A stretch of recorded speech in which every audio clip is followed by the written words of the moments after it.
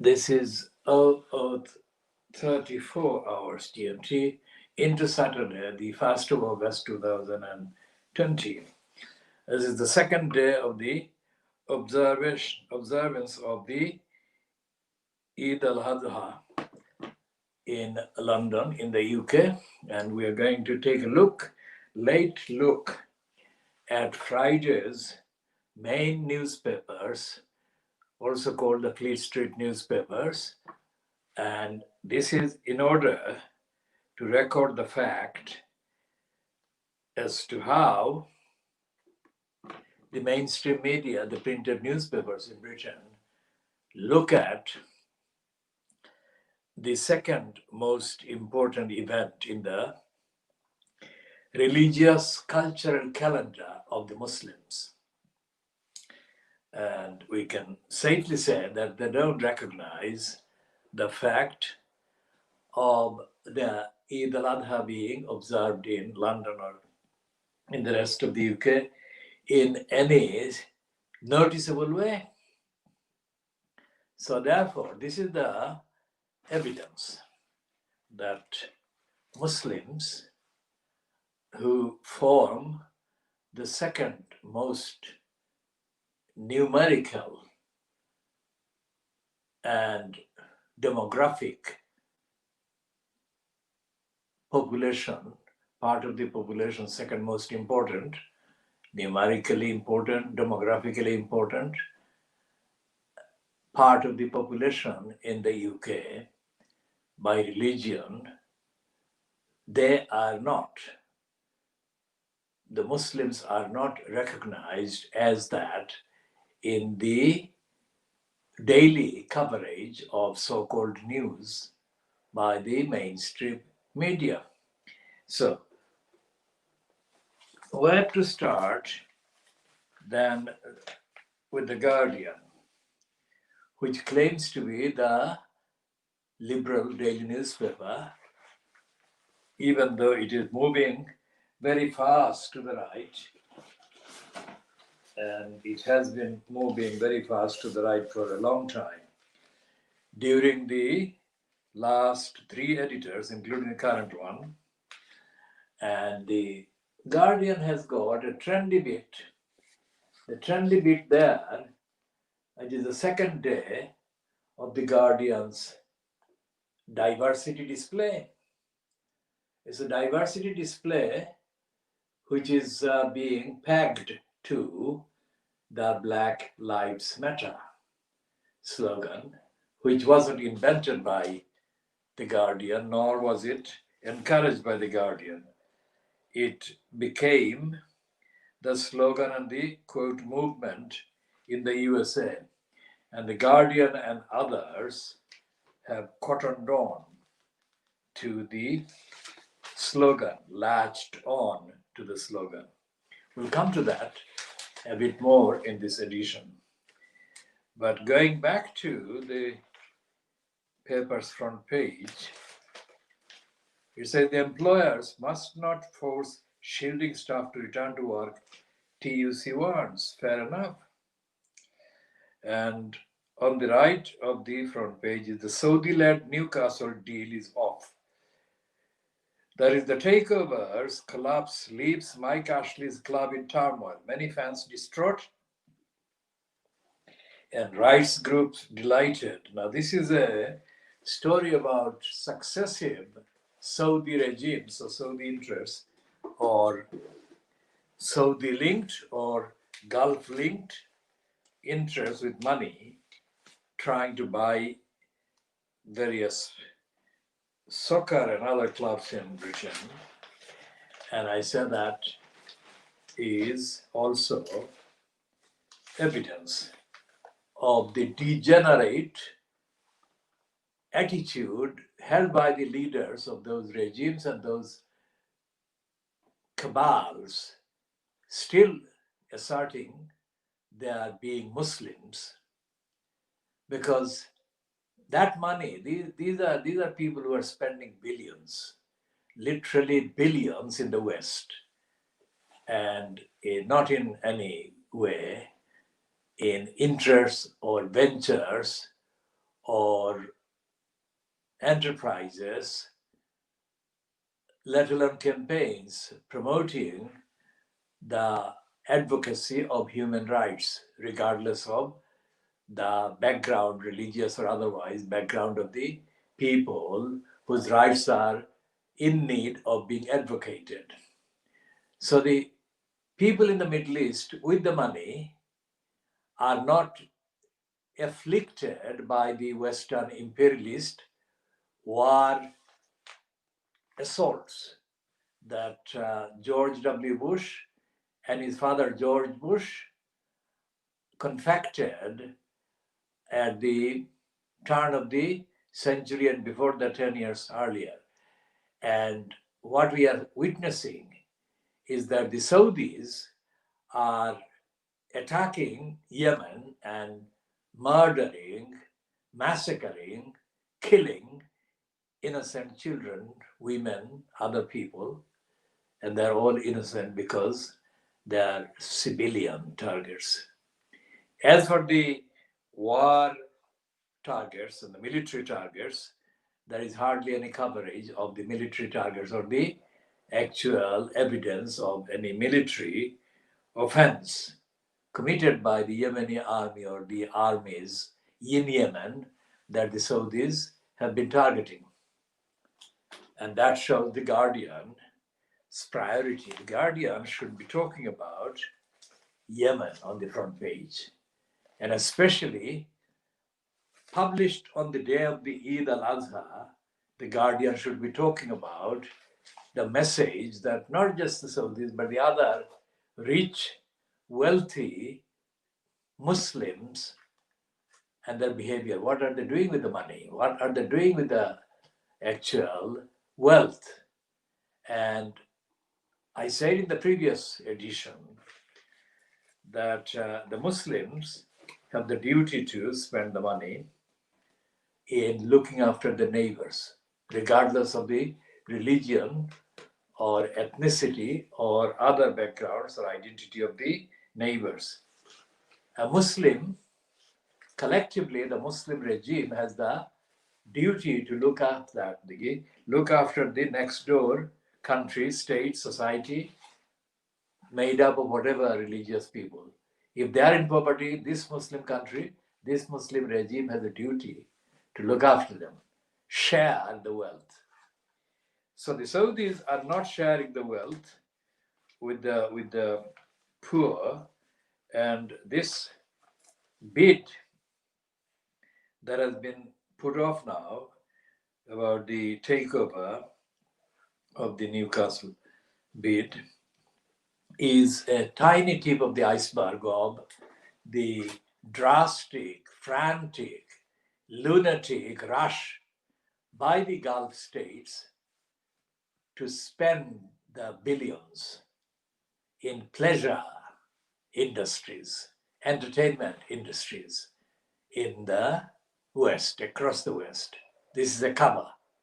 And this is completely anathema, contrary to the spirit and the letter of the Islamic faith. And that includes the message that is given in the actual call for the sacrifice to be made by the Prophet Ibrahim, after which the Eid al Adha is named and observed. And so there is an open violation of the Islamic demand by these wealthy Muslims and Muslim countries and their agents and their touts and their placemen and placewomen. One of the placewomen for a series of Arabic-speaking Gulf state personnel has been a woman involved in court cases and litigation and also in deals, various deals. We shall come to her later. Before coming to her later, I have to mention a woman called Christine. Now, I'm just referring to her first name, Christine, because I observed the data protection requirements. And also, I don't have any personal agenda against this individual, Christine. But she is significant in the commentary because in one of the earlier broadcasts, run from another online channel, I was asked to explain how the Saudis control the East London Mosque. And there is no time in that kind of program to go into the details, but I'll give the exclusive, world exclusive details here about the Saudis. The source is not me, Muhammad Haq. The source is one of the very active members of the collection of people that are now in control of the East London Mosque operation. His name is Maulana Hafiz Abu Said. Now, Maulana Hafiz Abu Said is reportedly, that is as reported to me confidentially by person or persons who know him, no longer as active in Tower Hamlets as he was for decades. When he came to this country from Bangladesh, he was recruited by the collection of informally operating group of individuals who later turned out to be the main controllers of what is now the complex that is called the East London Mosque or London Muslim Centre or whatever. Now the main money was raised from Saudis. Now, who in Saudi Arabia or what part of the Saudi regime actually made the decision to donate or offer or make available the funding or the substantial funding that was spent, including in building what is now the East London Mosque and London Muslim Centre complex. I have never considered this to be a spontaneous center of ordinary Muslims. I have always seen this as an imposition. On the surface, it is based on the presence, demographic presence of the Muslims in Tower Hamlets and in the Brick Lane, Whitechapel, Shadwell areas. But essentially, it is an imposition that has been useful to the British state as an outpost of spying and network information. They have had CCTV installed in the East London Mosque for many years, long before CCTVs became ordinarily installed equipment in the ordinary installations and streets. And it was quite obvious that the East London Mosque and the people who controlled the East London Mosque were recording movement of every Muslim and every person that went by. Now, if they were doing it openly, they were doing it covertly inside as well. It is quite logical. And in the years that they have set up shop after the building was opened as a Muslim East London Mosque, nobody has been replaced. None of the people on the list has been replaced by any ordinary musalli or goer to the prayers in the mosque. It is the same set of people and it's the same cycle of people. And it is impossible that this can be going on without a central command commanding the operation from somewhere. Now, the reason why I mentioned Maulana Abu Said is because he is reportedly a fluent and competent speaker of the Arabic language. And so when at the beginning of the 1980s or late 70s, the people who are controlling the operation now were making plans as to how to raise big time sums for the East London Mosque. Their obvious destination was the Saudis. And there was a history because since the East London Mosque, or the mosque that was in the Commercial Road, which is now in Whitechapel Road, it was led by a group or controlled by a group of trust-related persons. And one of them was the Saudi envoy or diplomatic head of the diplomatic mission in the UK. So that had to be a connection, obvious connection. Not only was Saudi likely to be a big source of funding, but Saudi was already involved with the trust kind of operation. And the relevant envoy, whoever was the Saudi diplomat in the UK at the time, was the de facto occupant of the leading position on the trust that operated and still operates the East London Mosque. If what I'm saying is out of date, then I'm quite prepared to update my comment on that aspect. But otherwise, I don't think there has been any fundamental change in the operation. Going back to Maulana Abu Said.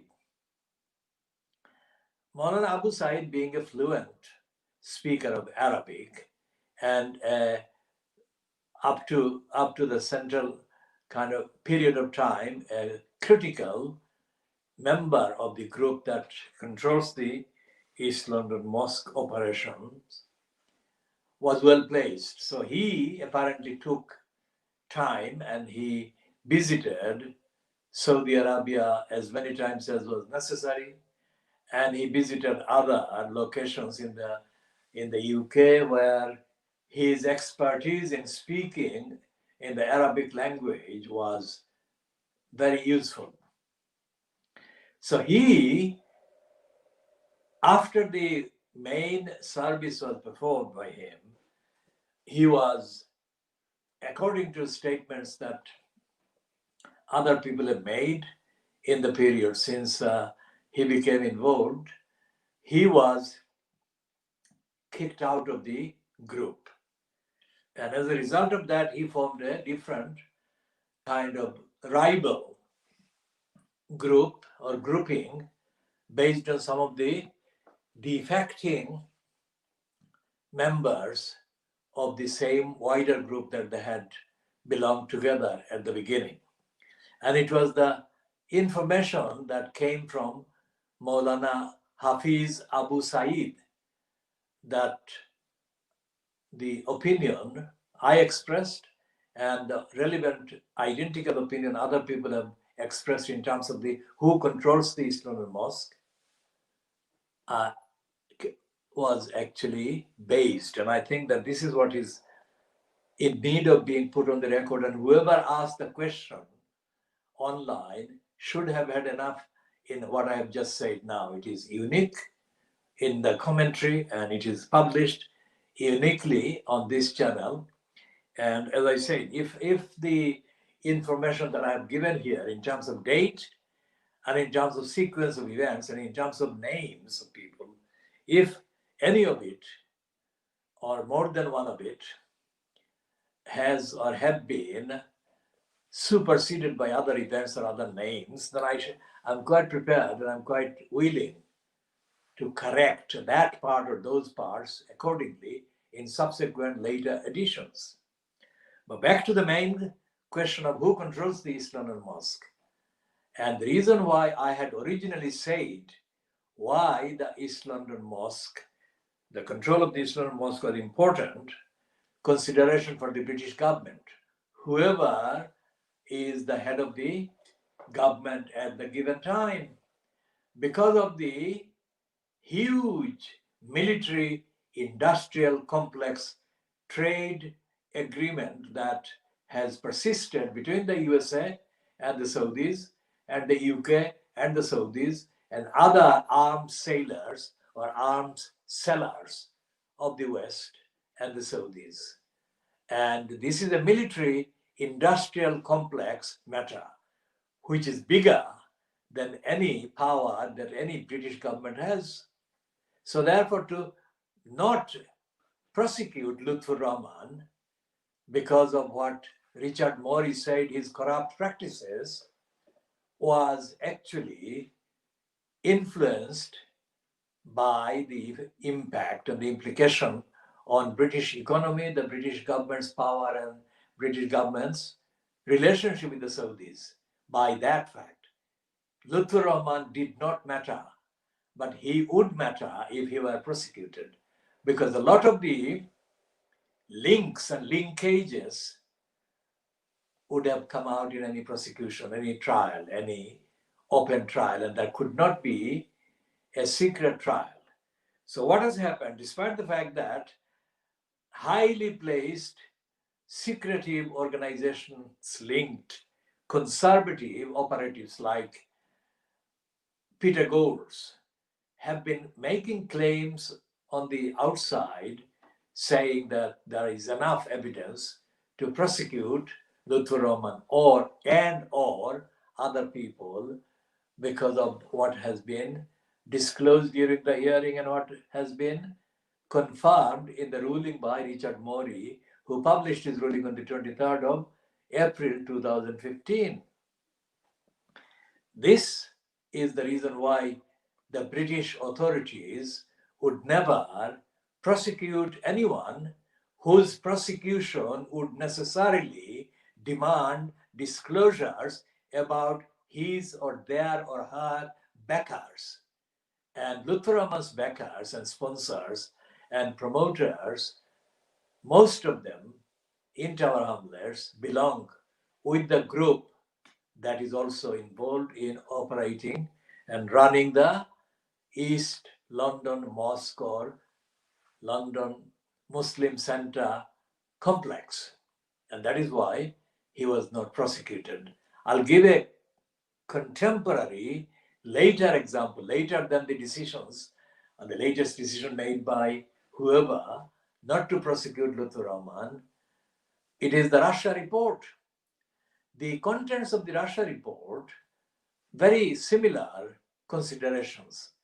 Although on the face of it, the events and the activities and the behavior recounted in the list of items that have been included in the evidence, although they constitute formally defined criminal offenses and criminal activities, just as has been listed against Lutfur Rahman in the Richard Morey fronted ruling and hearing. So in the behavior of people whose activities were suspect and who were called as the members of the Russia interference in Britain mob or collection, they were doing the same thing. They were breaking laws, all kinds of laws. And yet, not only were they not prosecuted, the then Home Secretary in 2016, Theresa May, is now reported as having stopped the MI5 or MI6, the security services, from looking into Russia's interference in Britain's referendum and other electoral or democratic activities. Now, there is, in a democracy so-called, there is nothing bigger than that as an offense by either an insider or an outsider. So it is either treason or it is foreign interference and aggression. So how is it that the foreign interference personnel were being shielded, not ignored, but shielded actively by the then Home Secretary? And how higher should the interference by the Home Secretary in support of the Russian interferers could go than for her to stop the security services from looking into the alleged reported Russian interference? So that shows that contrary to the myths of formality and legality and due process, Britain is wide open as a banana republic, as I said in the previous edition. There is no due process. There is no really law and order. There is no impartiality. There is nothing. So it is floating in between various, quote, superpowers today. And Boris Johnson has never been himself, as he keeps showing. Every day he issues 3 or 4 types of statements about the same thing, same crisis. As he did the report, he wrote a statement, a speech about Brexit. If he won, if Brexiteers won, he would give one kind of speech. If anti-Brexiteers won, he would give another kind of speech. So Boris Johnson is a proven career, unreliable, lying person, as are his relations, and his contempt for the British so-called Constitutional Convention has been mocked during Friday by at least one social media commentator that I noticed, who said that, look, I mean, he has made his brother a member of the House of Lords. I mean, this is nepotism at its most naked. And yeah, here is this guy fantasizing before the gullible masses of Sun readers that he is the new Winston Churchill. Now, whatever the real Winston Churchill's reality was, there has been a myth floating around that Winston Churchill was the greatest English statesman, whatever. And so therefore we have got a banana republic now fronted by a banana politician. And so therefore we have, as adherents to the faith of which the Eid al Adha is the second biggest important event of the year in the calendar, we have a duty to tell the truth in a world dominated by liars, fakers, and stooges and crooks in big positions. And they are being played by the military industrial complex. The military industrial complex was in existence even before the Nazis came to power in Germany. But the military industrial complex was actually articulated its existence and the extent of its power on the US democracy and the heavy influence it exerted and keeps exerting on keeping wars going across the world. Those powers were recognized more effectively after the end of the so-called Second World War. And several US presidents had to admit the powerful influence exerted over the US state by the military industrial complex, which is nothing but the manufacturers of war machines, the planes and bombs and all the rest of it. And they're the ones who are sucking the wealth out of the Middle East and keeping hundreds of millions of Muslims in poverty, hunger, and destitution. And so therefore the message of the Eid al Adha is for Muslims to look at the facts, not to be afraid of the facts, but to look at the facts and see that far from being naturally born poor, the Muslim communities belong to the world's most resourced part of the population, let's say.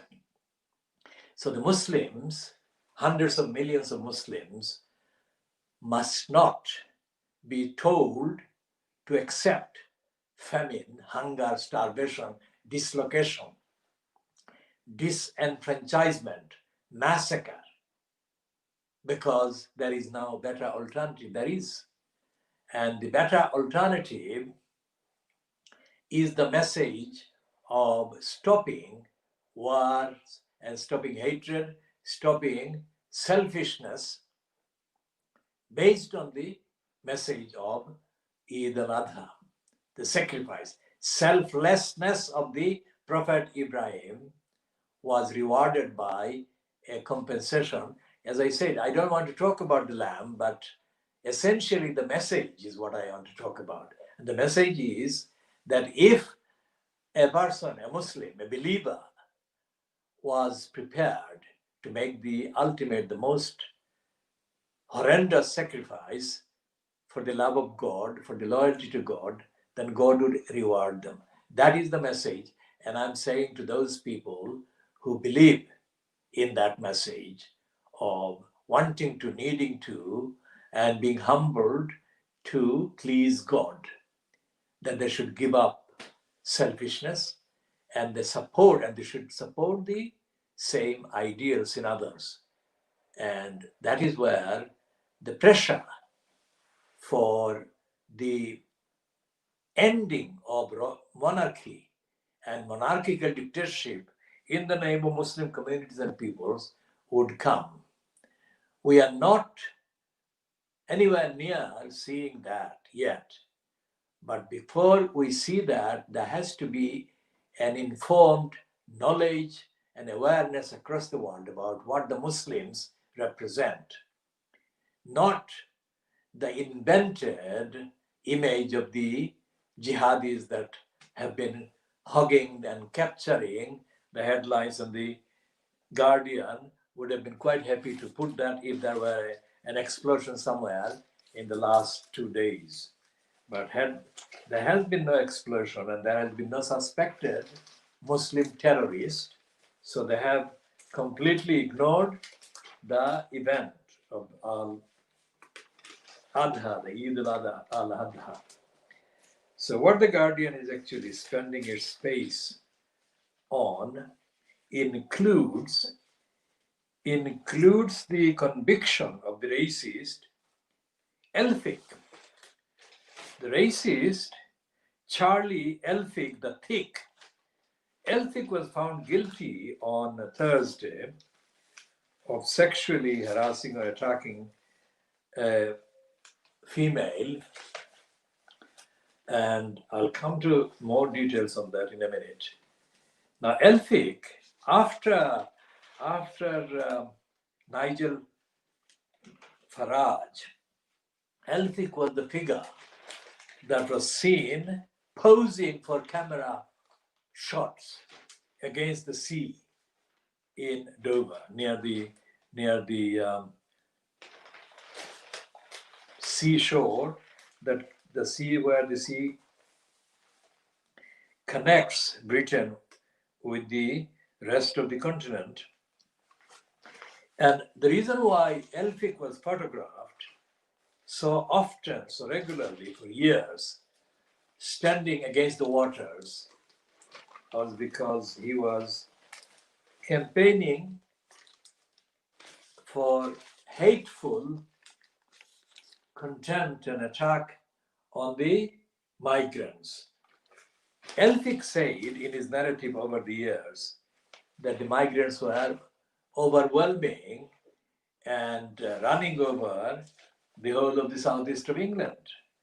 And the main ethnic and religious groups that Elphick the Thicker targeted were Muslims, of course.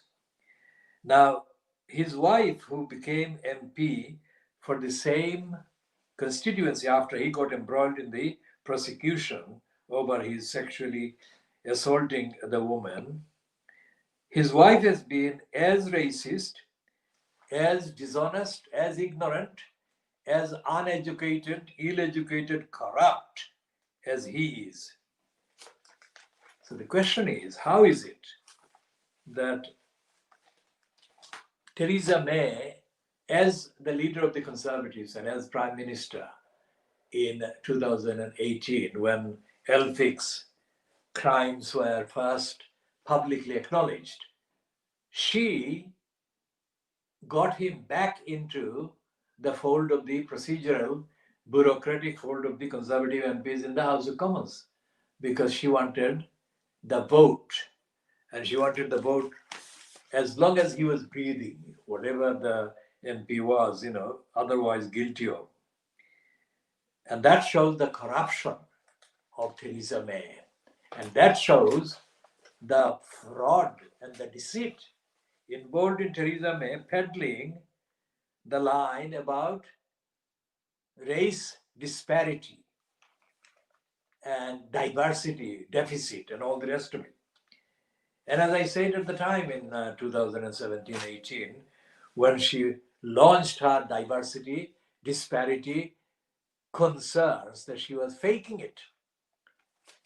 And what we have to say is that Boris Johnson, who is known on the records as being more racist in his pronunciations than Theresa May, Boris Johnson was involved in the endorsement of the East London Mosque or the London Muslim Centre.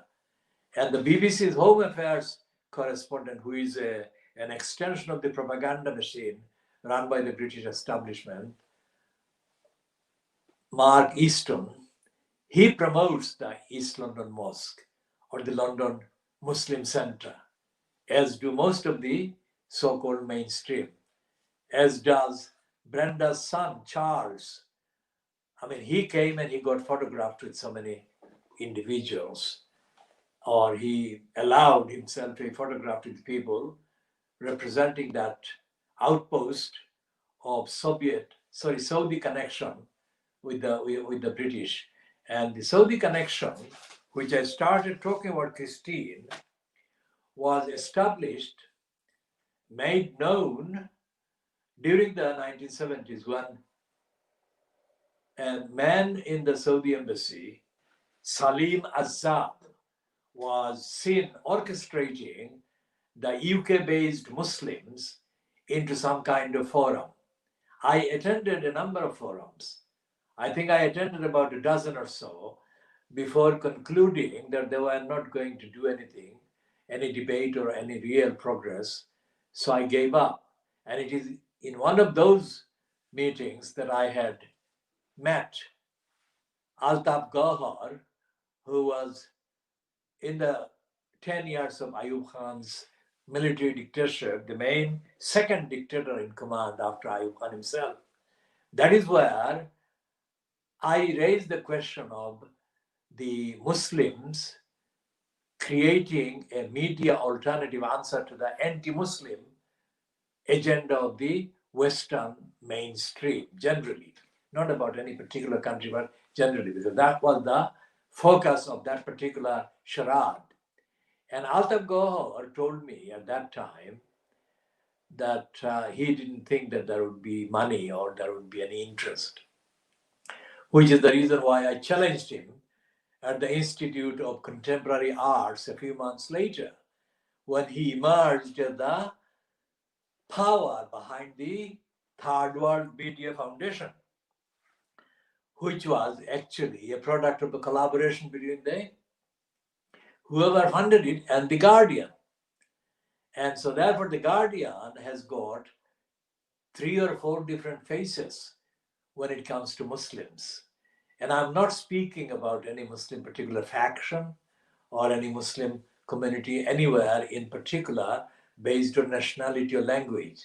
I'm talking about general geographical, world geopolitical attitude towards the Muslims. And I said about the Chinese persecution over the decades of the Uyghur Muslims, which has been ignored by the West, and it is being ignored by the West, which has only revived this so-called concern in the last few weeks because of the deal between America and India over China, because China and India have got a kind of border issue. So therefore, India has ferociously been cultivating Donald Trump, and Donald Trump has been issuing India-friendly utterances against China. There is nothing genuine about any of that. So the concern about the Uyghurs in some of the media, including the private eye, is to be seen as part of that corrupt agenda. It's not a genuine concern for the welfare, the liberty of the Uyghur Muslims, or indeed of the Muslims, Rohingyas, who have been the biggest group in the last few years to be in the news because of the genocide inflicted on them, carried out against them by the Burmese regime, fronted by the British agent Aung San Suu Kyi. Aung San Suu Kyi is a British propaganda agent, has been and remains so. And it was the British influence that got her the Nobel Prize, the British lobby that got her the Nobel Prize. She has not spoken, nor has she written, nor has she behaved in accordance with the moral principles or the height of moral values that would justify giving her any international award. We shall come to Aung San Suu Kyi in another edition because it warrants full examination and updating. Now, the point I'm making here about Altaf Gohor and the Guardian and the Saudis, all of these are being made in the context of the Eid al Adha. The power of the ordinary faithful Muslims is what is absent from being exerted. And that power can only come from popular, public discourse, discussion, debate.